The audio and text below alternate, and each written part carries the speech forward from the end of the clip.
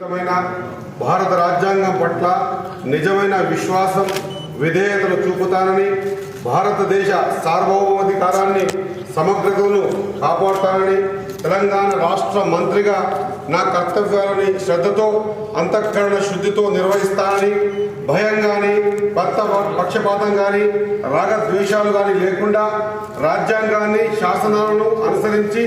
ప్రజలందరికీ న్యాయం చేకూరుస్తానని దైవ సాక్షిగా మనస్ఫూర్తిగా ప్రమాణం చేస్తున్నాను అని నేను వాకిడి శ్రీహరి అనే నేను తెలంగాణ రాష్ట్ర మంత్రిగా నా పరిశీలనకు వచ్చిన లేదా నాకు తెలియవచ్చిన ఏ విషయాన్ని నా కర్తవ్యాలను సక్రమంగా నిర్వహించేందుకు అవసరమైన మేరకు తప్ప ప్రత్యక్షంగా కానీ పరోక్షంగా కానీ ఏ వ్యక్తికి లేదా వ్యక్తులకు తెలియపరచనని లేదా వెల్లడించనని దైవ సాక్షిగా పవిత్ర హృదయంతో ప్రమాణం చేస్తున్నాను.